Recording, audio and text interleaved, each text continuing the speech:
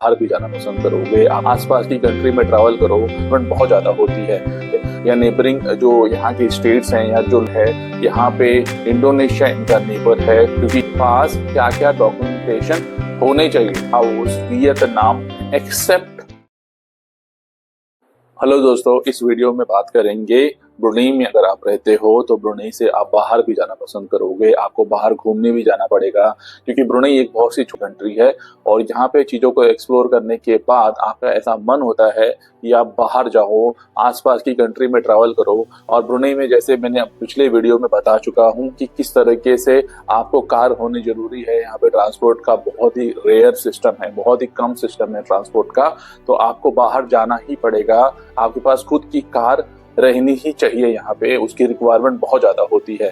तो जब आपके पास खुद की कार है, खुद का ट्रांसपोर्ट व्हीकल है, तो आपका ऐसा मन भी करेगा कि चलो नेबरिंग कंट्रीज है या नेबरिंग जो यहाँ की स्टेट्स हैं या जो लोग हैं यहाँ पे, वहाँ पे जाते हैं, वहाँ की चीजों को देखते हैं, वहाँ पे क्या क्या चीजें हैं वहाँ पे घूमते हैं। फॉर एग्जाम्पल यहाँ पे मलेशिया इनका नेबर है, यहाँ पे इंडोनेशिया इनका नेबर है, क्योंकि यह बोर्नियो आइलैंड का पार्ट है और बोर्नियो आइलैंड में मलेशिया भी है और इंडोनेशिया भी है और ब्रुनेई भी है।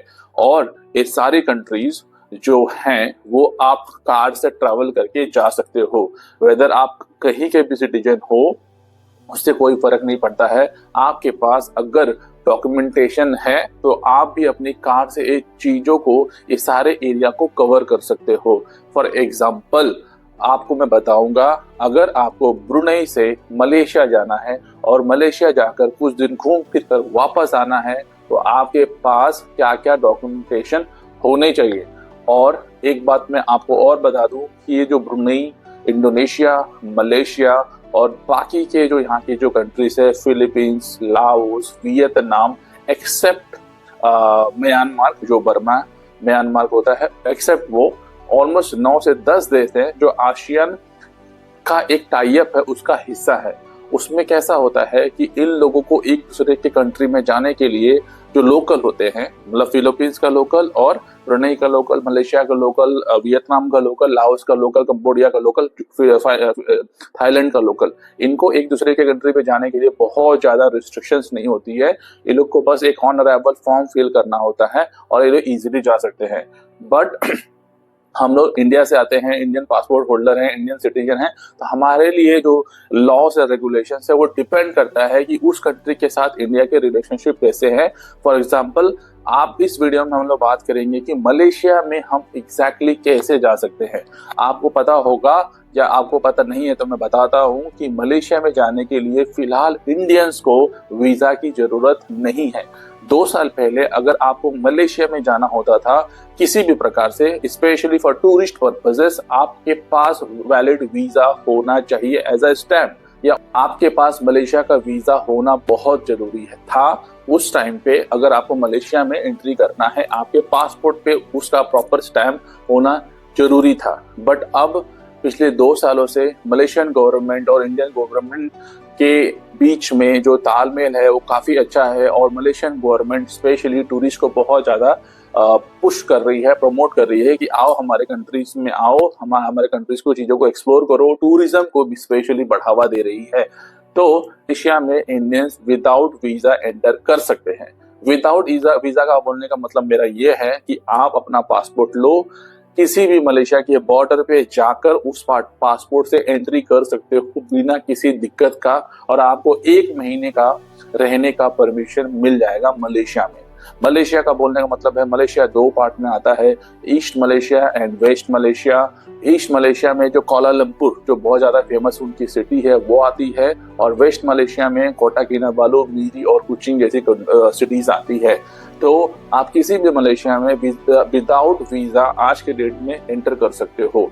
आपको कुछ डॉक्यूमेंटेशन होना जरूरी है, ऑफ कोर्स, तभी आपके पास एंट्री मिलेगी। स्पेशली अगर आप ब्रुनेई में रहते हो और ब्रुनेई से सिर्फ घूमने के लिए या 1-2 दिनों के लिए आपको मलेशिया जाना है, तो आपके पास ये सारे डॉक्यूमेंटेशन होने चाहिए। और आप अगर अपने कार से जा रहे हो तो आपको ये सब साइट्स फिल करके रखनी पड़ेगी।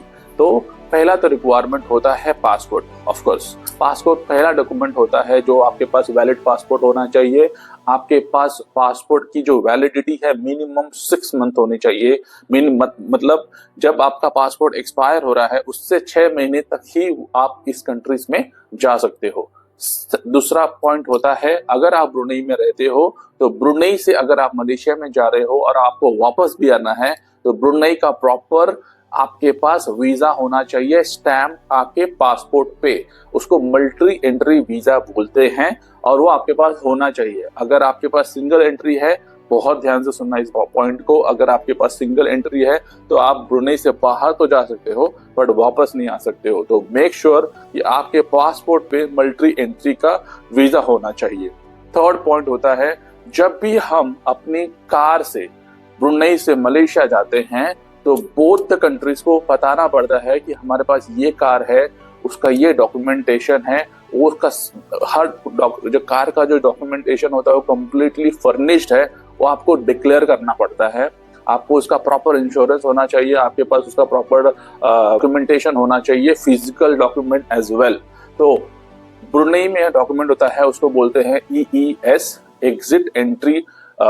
जो उसका उनका साइट है वहां पे जाके ऑनलाइन आप भर सकते हो। और मलेशिया में होता है VMS, व्हीकल मॉनिटरिंग सिस्टम, वहां पे आप ऑनलाइन जाके फॉर्म भर सकते हो।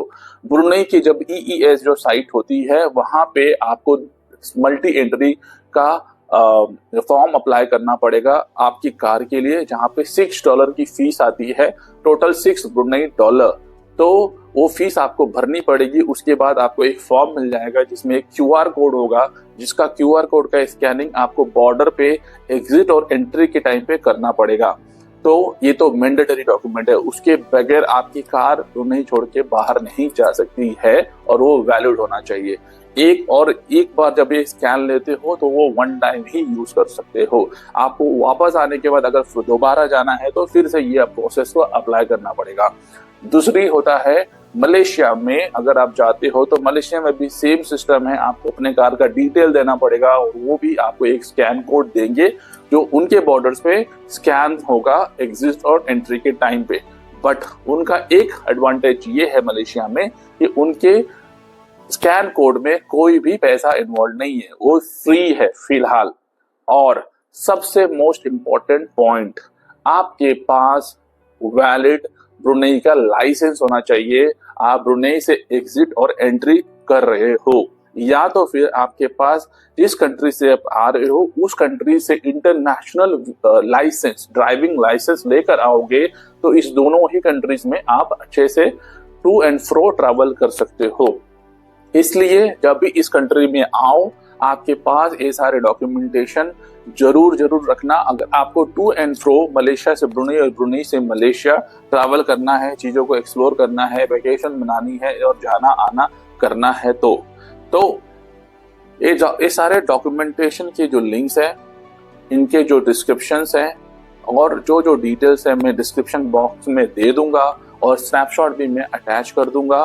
तो कुछ भी और इन्फॉर्मेशन आपको चाहिए तो आप मुझे कमेंट बॉक्स में बोल सकते हो। मेरे हिसाब में जितना रहेगा मैं आपको हेल्प करूंगा और आपको गाइड कर सकता हूं कि कैसे चीजों को किया जाता है। तो इस वीडियो में बस यहीं तक। Thank you.